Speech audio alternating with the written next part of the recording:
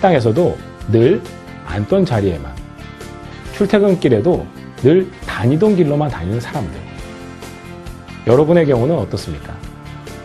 이렇게 익숙함을 편안하게 느끼는 평소 우리들의 심리, 세일즈 상황에서는 어떻게 나타날까요?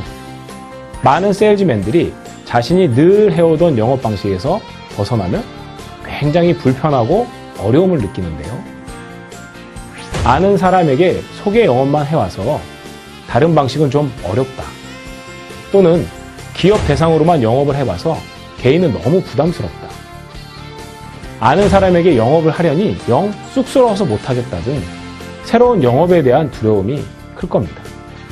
하지만 가장 큰 요인은 고객의 유형별로 고객에게 맞게 다가갈 수 있는 세일즈 전략이 없기 때문입니다. 만약 어떠한 전략들이 있는지 미리 알고 있다면 세일즈를 하는데 분명히 큰 도움이 될 것입니다.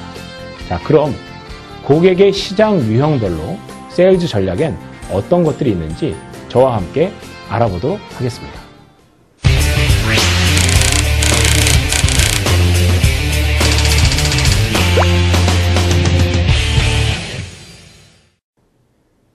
고객 유형을 4가지로 나눠보겠습니다. 자, 첫 번째는 지인이고요. 두 번째는 소개, 세 번째는 개척, 네 번째는 기업인 B2B 영업에 대해서 이야기해 보겠습니다. 우선 지인 시장은 여러분들이 쉽게 아는 나의 친인척, 친구들이기 때문에 쉽다라고 생각하십니까? 제가 많은 세일즈맨에게 질문을 하면 대부분 지인에게 오히려 판매를 하는 것이 굉장히 부담스럽다고 합니다. 오히려 모르는 사람에게 판매한다고도 하죠. 왜 그럴까요? 지인에게 편하게 연락을 해서 만나고 식사를 하고 이야기 나누는 것은 쉬운데 어느 날 내가 무엇을 판매하겠다는 것을 마음에 담으면 전화하는 것부터가 부담스러워집니다. 그 해결책을 알려드리겠습니다. 우선 지인에게 전화를 걸 때 만남의 목적을 명확히 하시는 겁니다. 그저 그냥 식사 한번 하자라고 이야기하고 만나서 무언가를 세일즈 한다면 오히려 어렵겠죠. 만남의 목적을 명확히 합니다. 말씀드렸다시피 그 만남의 목적을 이야기하는 게 어렵게 느껴지신다면 방법이 있습니다. 바로 지인에게 스파링 파트너가 되어달라고 하는 것입니다. 그리고 그들을 결국에 판매 파트너로 만들어내는 것이죠. 어떻게 하면 스파링 파트너가 되어줄까요? 전화를 해서 내가 이번에 회사에서 이렇게 새로운 사실들을 배우고 이러한 깨달음들이 있었는데 나도 고객과 상담을 하려고 그러면 연습을 해야 되지 않겠냐고 이야기하는 겁니다. 그래서 괜찮으면 당신이 나의 지인이니 만나서 나의 이야기를 듣고 조언을 해달라라고 이야기하는 겁니다. 많은 사람들은 마음속에 누군가를 도와주는 것을 기꺼이 합니다. 자, 그렇게 나의 지인을 만나서 스파링 파트너가 돼서 연습을 하죠. 스파링 파트너도 계속 왼쪽 눈을 맞으면 결국엔 멍이 듭니다. 그리고 아프죠. 심지어 피가 나기도 합니다.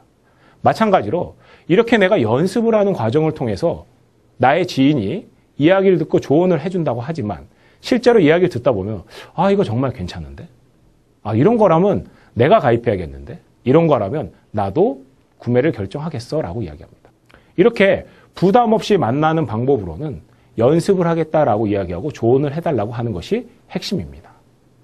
중요한 것은 이 스파링 파트너와는 여러 번 반복해서 연습할 수 있습니다. 특히 아주 친한 친구거나 친인척인 경우에는 계속 반복해서 여러 가지 유형을 연습해도 즐겁게 이야기를 들어줄 겁니다.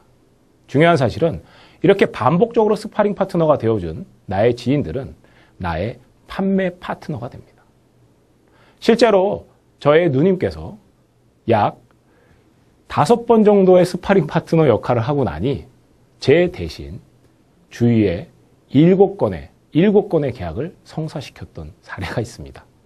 이처럼 지인에게는 편안한 마음으로 나의 이야기를 듣고 조언을 해달라고 하는 것으로 시작하십시오. 소개 시장에 대해서 이야기해 보겠습니다. 소개받은 고객은 지인보다 훨씬 더 재미있고 유익합니다. 중요한 것은 소개받은 사람을 지인의 지인이라고 생각하는 겁니다. 간단하죠? 지인의 지인. 지인의 지인이라면 항상 마치 이 지인이 나와 함께 있는 것처럼 소개받은 사람을 만나는 겁니다. 소개받은 사람을 만나서 이 지인의 이름을 계속 언급합니다. 심지어 20번 정도 지인의 이름을 언급하면 신뢰도가 아주 높아집니다. 소개받은 사람을 만나서 있었던 일을 지인에게, 소개해준 지인에게 꼭 피드백을 해주셔야 됩니다. 가끔 소개를 해주고 나서 그 지인이 친구를 만났을 때 본인이 알지 못했던 어떤 이야기를 들으면서 당황하기도 하기 때문입니다. 그래서 꼭 소개해준 사람에게 피드백을 해야 됩니다. 한 가지 주의할 사항은 내가 고객 상담 중에 있었던 개인 정보나 또는 아주 사적인 이야기들 그리고 계약에 대한 사항들은 개인 정보이기 때문에 피드백할 때 지인에게 이야기하지 않도록 해야 됩니다. 그리고 소개받은 사람과 만날 때 여러분이 항상 즐겨 사용해야 되는 단어가 있습니다. 그것이 세일즈의 성과를 높여줄 것인데요. 바로 기대감 그리고 설렘입니다. 소개받은 사람에게 전화를 해서 만나고자 할 때 저를 만나면 굉장히 즐겁고 유익한 시간이 될 겁니다. 저를 만날 때까지 설레는 마음으로 한껏 기대하셔도 좋습니다라고 이야기하면 실제로 설렘과 기대라는 단어를 통해서 고객은 마음속에 설레임과 기대를 갖게 됩니다. 문자로 보낼 때도 기대, 설렘이란 단어를 사용해 보십시오. 마지막으로 소개받은 사람을 만났을 때 훨씬 더 소개를 잘 받아낼 수 있습니다. 왜 그럴까요? 바로 소개받은 사람은 지인이 소개한 것처럼 만났기 때문에 본인도 세일즈맨과의 상담이 유익하고 즐거웠다면 소개받은 것처럼 다른 사람을 소개하기 쉽기 때문입니다. 항상 소개받은 사람을 만나서 이야기할 때 내가 소개받았기 때문에 단순하게 세일즈 프로세스만 진행하는 것이 아니라 항상 소개받은 것처럼 소개하라고 언급하시면 좋은 새로운 시장이 열릴 것입니다. 다음은 개척시장에 대해서 이야기해 보겠습니다. 개척시장은 크게 두 가지로 나눠볼 수 있습니다. 자, 첫째는 원스텝으로 계약을 만들어내는 개척영업이고요. 두 번째는 지역을 관리하는, 주기적으로 지역을 관리하는 관리형 개척영업입니다. 원스텝으로 계약을 한다면 물론 아주 효율적일 수 있습니다. 하지만 세일즈 프로세스를 압축해서 원스텝 계약을 하는 것도 의미가 있고요. 제대로 프로세스를 밟아서 계약을 하는 것도 의미가 있을 겁니다. 주기적 관리형 개척 영업에서 중요한 사실을 하나 기억해 두십시오. 처음 방문을 할 때 총 6회에 대한 계획을 세우라는 것입니다. 6번에 대한 계획. 클로징의 아버지라는 책을 쓴 더글라스 에드워드는 고객에게 5번 이상의 클로징을 했을 때 성과가 급격히 상승했다는 이야기를 합니다. 물론 이것은 소형 세일즈에 대한 이야기이긴 하지만 대체적으로 고객들은 약 6번의 만남과 6번의 어프로치를 통해서 마음이 열리고 계약이 성사될 확률이 높기 때문입니다. 개척을 실제로 처음 해보는 세일즈맨이 영업을 시작하면 1번, 2번, 3번 정도 가다 보면 중간에 성과가 안 나오면 포기하기 마련입니다. 하지만 마음속에 시작할 때 6번에 대한 계획을 미리 갖고 있으면 굉장히 동기부여가 강하게 될 것입니다. 처음 만남에서는 자기 소개를 하고요. 두 번째는 최근 이슈가 되는 상품. 세 번째는 고객에게 퀴즈를 내거나 이벤트를 하는 그냥 재미를 드리고요. 네 번째는 무엇을, 다섯 번째는 무엇을, 여섯 번째 무엇을. 이런 식으로 6단계에 대한 계획을 미리 세워두시면 꾸준하게 지역관리 영업이 쉬워집니다. 개척 영업 시에 어떤 회사나 관공서 같은 데를 들어갔다고 가정해 보겠습니다. 이때 세일즈맨이 맨투맨으로 고객들에게 바로 이야기하는 것보다 첫째, 책임자를 찾아서 책임자에게 먼저 가서 승인을 받는 과정을 거치면 훨씬 더 효과적인 개척 영업이 가능합니다. 실제로 책임자에게 가서 제가 오늘 어떠한 내용들을 이야기하겠다라고 양해를 구하면 어떤 반응이 나오는지 경험해 보셨습니까?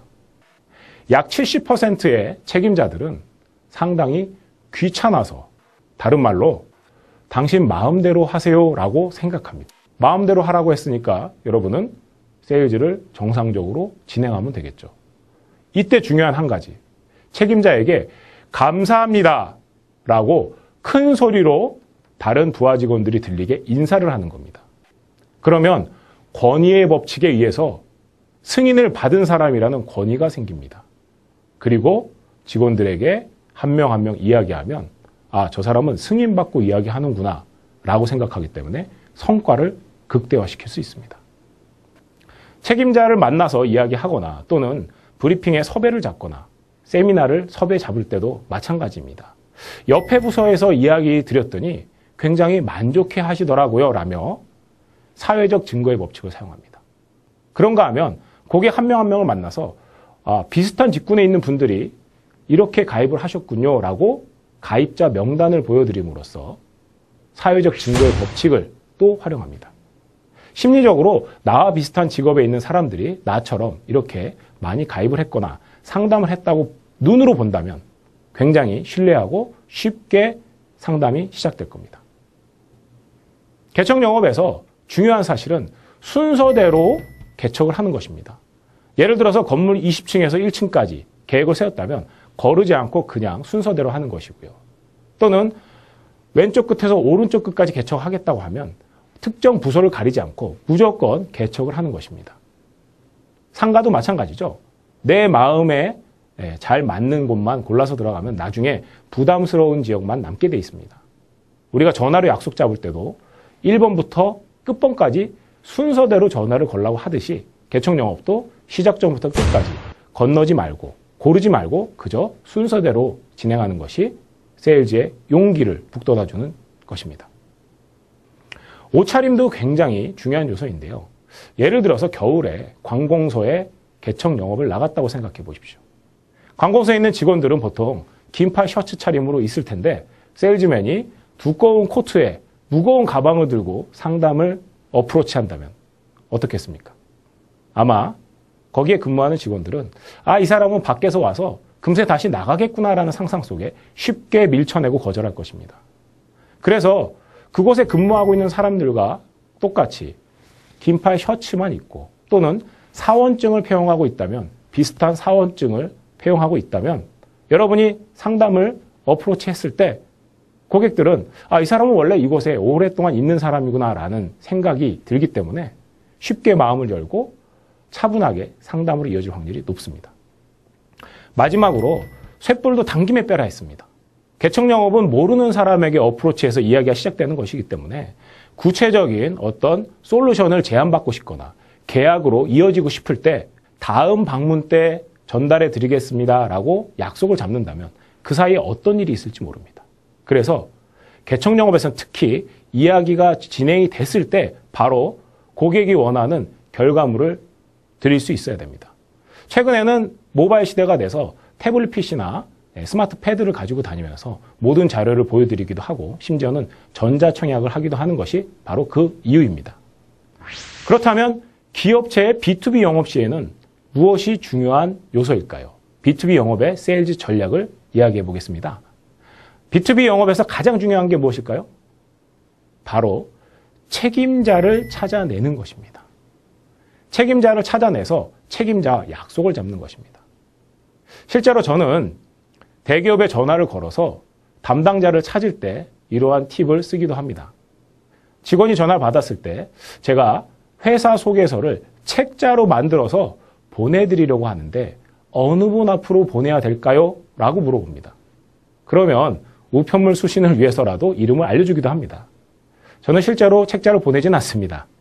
그리고 며칠 뒤 다시 전화를 걸어서 바로 그 알려준 이름의 담당자를 찾아서 바꿔달라고 하면 대부분 다 바꿔줍니다. 자, 이처럼 자신만의 노하우가 있겠지만 책임자를 찾아내는 것이 핵심이고요. 두 번째, 책임자와 약속을 잡는 것입니다. 자, 이제 책임자와 약속을 잡고 또는 통화를 하게 됐다면 여러분은 시대적인 이슈를 먼저 이야기하고 그리고 그들이 받을 수 있는 혜택을 이야기해야 됩니다. 최근에 국가에서 어떤 시대적 이슈가 있다면 그 이슈를 먼저 이야기하면 공감대가 쉽게 형성이 되고요. 그리고 그 회사나 담당자만의 혜택을 이야기하면 결정이 빨라진다는 뜻입니다.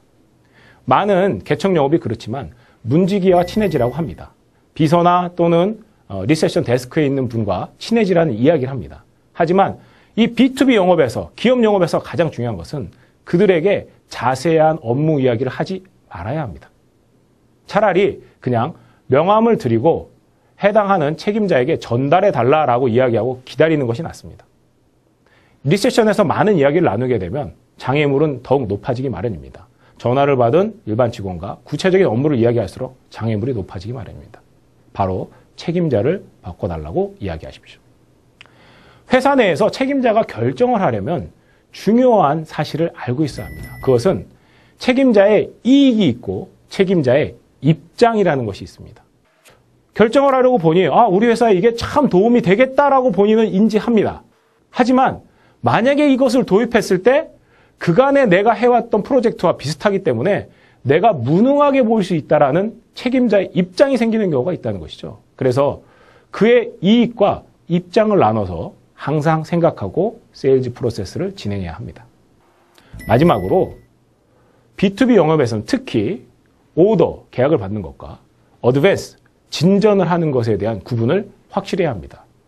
1차의 진전, 2차의 진전, 3차의 진전을 통해서 결국에 오더에 도달한다는 계획을 명확히 하시라는 뜻입니다. 이번 시간에는 고객 유형별 세일즈 전략에 대해서 이야기 드렸습니다. 고객 유형별 세일즈 전략에서 중요한 사항들을 다시 한번 점검해 보겠습니다. 우선 고객 유형을 4가지로 지인, 소개, 개척, 기업, B2B 영업으로 나눠봤고요. 지인은 스파링 파트너를 해달라고 요청하는 것으로 시작하는 게 가장 효과적입니다. 그리고 소개에서는 지인의 지인이라고 생각을 해서 마치 소개받은 것처럼 소개할 수 있다는 사실에 확신을 갖고 소개 요청을 하십시오. 개척은 총 6단계로 6회 방문에 대한 계획을 미리 세우고 시작하시면 흔들림 없이 본인의 개척 영업을 진행할 수 있습니다. 기업의 B2B 영업에서 가장 중요한 사항 뭐라고 말씀드렸죠? 바로 책임자를 찾는 것입니다. 그리고 책임자의 이익과 입장을 구분지어서 전략을 세워야 됩니다.